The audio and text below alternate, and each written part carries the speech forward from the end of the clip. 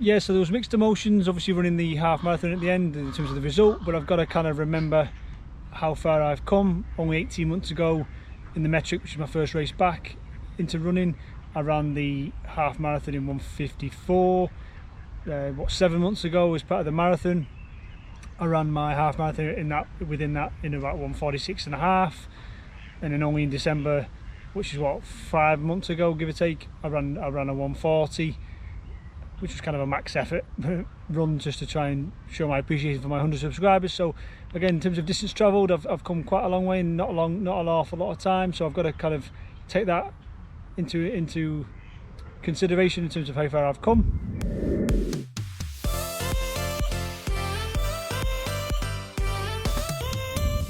Hello, so today we're going to do my Cheshire Half Marathon 2023 review. The training block is over, the race is now over, so today we're just going to have a quick dive into the stats and facts on race day, find out what they were and what happened on race day and why I ended up with a 1:35 as my new half marathon PB. So let's dive straight in and do my Cheshire Half Marathon 2023 review. So yeah, so I'm on my recovery week now. Obviously the race day was Sunday, we're now on Thursday. This will obviously published probably on Friday. But yeah, so race day has been and gone. I'm on my recovery week and I'm just going to do a quick review in terms of how everything's gone. Obviously as a kind of a wrap up for the whole block. So a couple of stats and facts just to start us off. I'm just going to refer to my Strava. So yep, I did the actual race day in the end. Bear with me. So yeah, the race at the end was obviously 21.1k. The actual race was slightly longer than that, and my Coros tracked it as 21.23. But yeah, so I finished in 1:35.59 was my moving time. I think I got a 1:35.53 or something from the chip. But my actual Strava PB for the half is now 1:35.18. Total elevation gain was 133 meters. I'll put the feet on screen. My average pace was 4:31 per k, again conversion on the screen for miles. My average heart rate was 166, my max heart rate was 185, and the weather on the day was about 14 degrees C, very little wind, and I think the high 60s for humidity percentage. So that's all the basic stats and facts. Yeah, so those that follow the channel know there were a few kind of issues in the build-up where I picked up that little niggle towards right at the end of the training block, and I had to manage that throughout the 2-week taper. So yeah, let's just go through the actual facts of the day first, the race day, and then I'll dive into a little bit more about what I think happened, and people can jump into the comments and give their opinions. So yeah, so the pometer says off at 4:15, 4:16 per k, which is I think 6:50, 6:51 per mile, and just see how long I could hold that for. I set off slightly slower than that, again, like I mentioned in the preview video. And one of my last runs, there was quite a few hills at the start. Again, I'll put the elevation graph on the screen. There's kind of a bit of a fairly big uphill kind of early doors, so I knew I might lose a bit of time. So I think again I'll pull up the stats. So for the first 5k, I ran that first 5k in 21:35, which is 4:19 per k or 6:57 per mile. So again, that was ever so slightly slower than where I wanted to be, but again, that's not terrible for the first 5k. But it was at that point that I realised it was a real slog. My heart rate, I think, it spiked up to like mid 170s, even though we were going downhill. I was speeding up a little bit, but right down to like a 4:09 pace, but again, that's not particularly quick for a downhill. At that point I realised my heart rate was a bit higher than I wanted it to be. That's higher than threshold for me, and obviously threshold pace is roughly an hour's worth of running, and me knowing I wasn't going to get this done in less than an hour and a half, that seemed a bit high, so I wanted to ease off and not completely blow up. It was a warm day again. I did see quite a few people throughout the race feeling the effects of dehydration and the heat. It wasn't red hot, it's kind of people living in hotter climates, probably used to that kind of heat, but again for the UK, it's not unseasonably warm, but again, we've not had much warm weather this year at all yet in 2023, so it was kind of unexpected. We haven't had time to kind of acclimatise yet to the warm weather running, so it was warm. So again, I made a call, not just pure on the heat, it was more on the leg. Actually was holding up fine, the hamstring wasn't really an issue. It was more the high heart rate. I had some concerns in the week before when I'd done a couple of taper runs and my heart rate was a bit higher than normal, so again I'll touch upon that at the end. But yeah, at that point I made a call. I wanted to slow down a little bit and not just kind of blindly power on. I mentioned this at the end of the actual race day vlog. If you haven't watched that, again, go and click on the link. So yeah, I made a conscious decision to slow down to about 4:30 per k, which is like more like 7:15, 7:20 per mile. Just to I could kind of make a call then later on if I had a bit left in the tank. I could then kick on again, but I wanted to not make sure I blew up and went off too quick. So yeah, the first 5k was 21:35, 4:19, 6:57 was the k and mile pace, and then I made that call. And then on the second 5k I ran it in 22:59, which was 4:35 per k or 7:24 per mile. And then on the third 5k I did 22:55, so again 4:35 per k and 7:22 per mile. And then the last 5 was probably where I was again pre-race I was going to kick and try and push for most of that 5k up until I hit the last few hills. And again in the vlog I made that call. I knew I wasn't feeling great, even though I'd slowed down. It was still a real effort throughout the race. I'm really glad I made that call early doors. But yeah, so for the last 5k where I was planning on kicking a little bit, I did a 22:57, so again 4:35 per k and 7:23 per mile. So that shows I was fairly consistent. It probably indicates to me that I made the right call, even though I wanted to push at the end, and if I had anything left I would have pushed. That making that call at that point to slow down to that 4:30s per k, 7:20s per mile was the right call. My heart rate remained fairly high throughout. It didn't dip and lower down to a point where it was comfortable and easy again. I don't know why, but that's what I made that call anyway, so I'm glad I did. So yeah, I ended up with a 1:35.18 is my new half marathon PB. That's a 5-minute PB, minus obviously 4 seconds off, but pretty much makes no difference. It's a 5-minute PB off my half marathon from December last year, which was the last time I ran that distance. So again, on the positive side, I can't complain about that. I've knocked 5 minutes off my half marathon off the back of this block, which is really positive. On the negative, I know on a different day I could have done maybe different. Obviously this niggling injury, I will go into details in a minute. Yeah, obviously I'm slightly disappointed with the fact that I wanted to try and go sub 90, and 1:35 is not really that close to it. It's obviously halfway. 1:31, 1:32 would have been nicer, but that's what I did on the day. And I know deep down, obviously that was the best I could do on that day for whatever reason, the variables included. On the day, that was the fastest I could have run that distance on that course. So now just to kind of open up a discussion and kind of wrap it up, what actually happened, I refer back to actually the taper runs. Obviously that niggly injury, I had to have a couple of days off running because of the hamstring tendonitis or strain, whatever it was. I did a couple of cycles which were fine. Obviously that seemed to loosen off the leg. I did a lot more stretching and recovery, and then I think I did over the 2 weeks I only did 4 kind of easy-ish runs to try and do a bit of running to keep the legs moving and not get them to seize up altogether. They weren't particularly easy, even though they were easy paced. The heart rate was higher than it should have been, which again gave me some concerns in terms of why is my heart rate this high when I should be running easily. So again, I think the taper had a massive impact. The fact that I didn't run as much as I wanted to do in terms of maintaining the fitness. 2, I think the legs lost a bit in terms of fatigue, maybe set in a little bit because I've just completely dropped my mileage more than I wanted to, when I will do that obviously this week now in the recovery weeks, but not during the taper when I'm still building up to race day.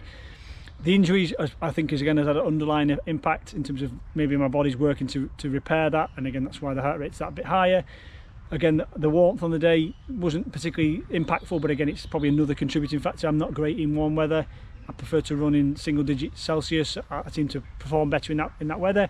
And again, hills aren't my forte, but again, there wasn't that many hills. It was fairly flat. It's slightly undulating, but that's not really an impact. So what happened? I don't know.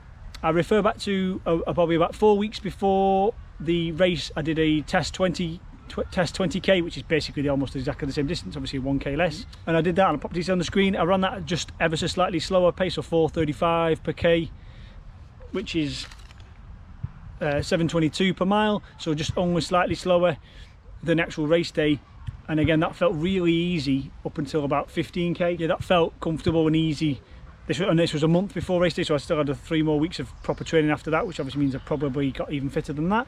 But yeah, that felt really easy to 15k, and then only felt a bit of a slog for the last 5. Was that feeling I had for the last 5 of that 20, which was a month before race day, I felt throughout. It was just a real effort all the way through the race. And then the other one I refer back to is the 15k progression run I did 2 weeks before race day, which was probably my most confidence boosting run. So I set off at a decent pace, and I ended up, again, this is on the screen, and I ran that, and I got steadily quicker, finishing I think faster than my goal half marathon pace for the last couple of K, and yes, that was only 15K, but again on that day I felt I could have continued and completed the half marathon in a good time, and again that was quicker average pace than I ran on race day. I think it was more like 4:25, 4:20 something like that. I'll put these on the screen. Yes, I think it was like 4:23 per K average, which again is quicker than I finished, well, quite a bit quicker than I finished on race day. And again, look at the data, my heart rate was lower throughout, even on the last couple of K. Let me just refer to my Strava.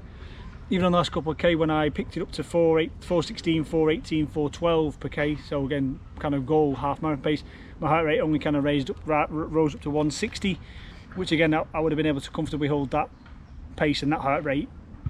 So yeah, I don't know what happened. Again, people can feel free to jump into the comments if you're a bit more knowledgeable or you've had experiences like this yourself in terms of high heart rate. Normally high heart rate indicates some kind of underlying, not issue, but yes, some kind of underlying cause, i.e. an illness or overtraining, which again, it definitely wasn't overtraining because I dropped it off.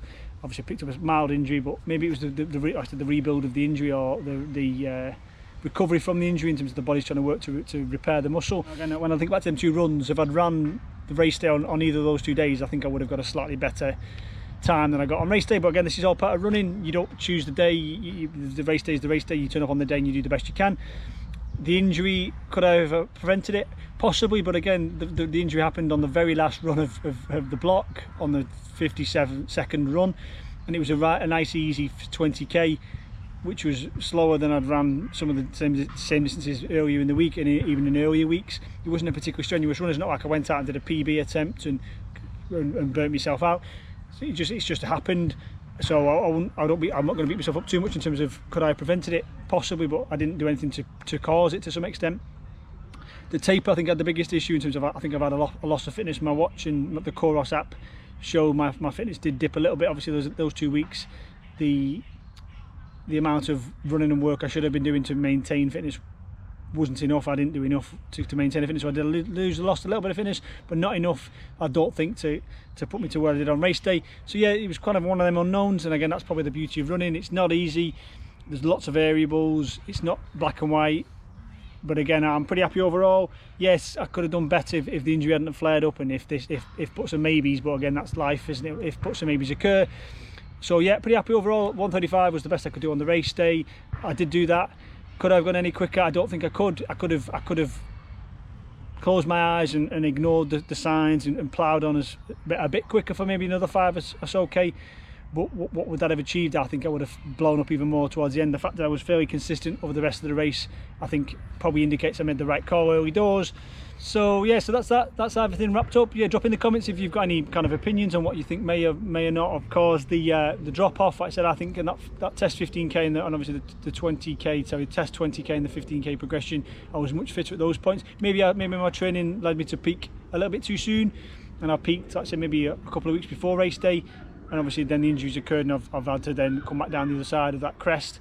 Maybe my training should be tweaked slightly so I peak slightly closer to race day.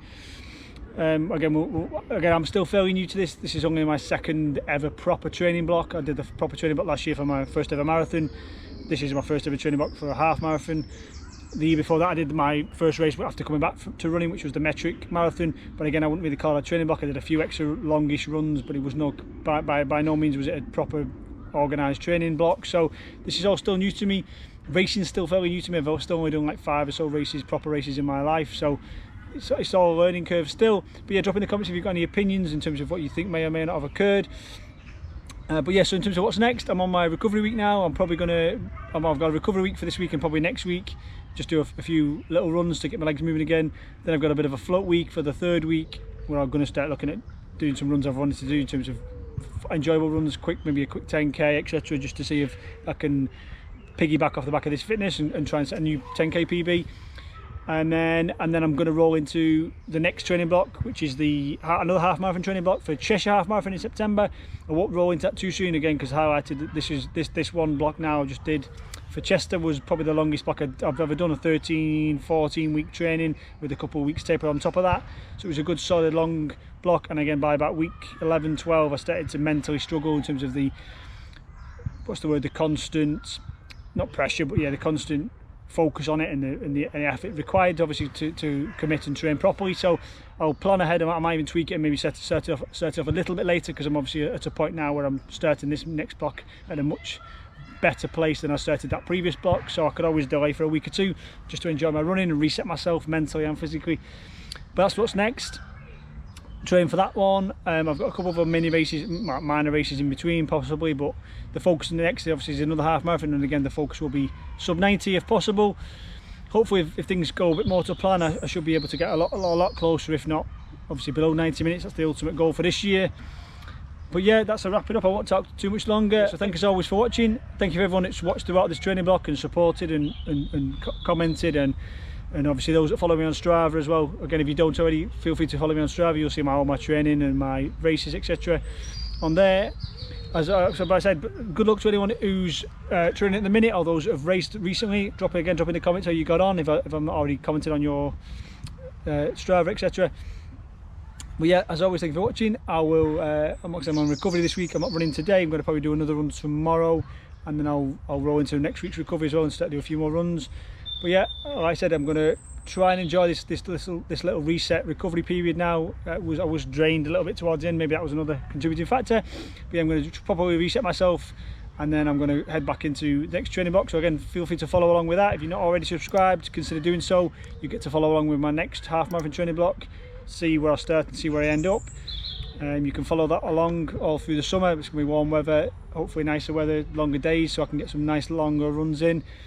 But yeah, I'll dive into that. I'll do a preview video for that when that starts. So yeah, but look out for upcoming vlogs as always. They'll probably drop once or twice a week, additional vlogs. So like as always, thank you for watching, and I will see everyone on the next one.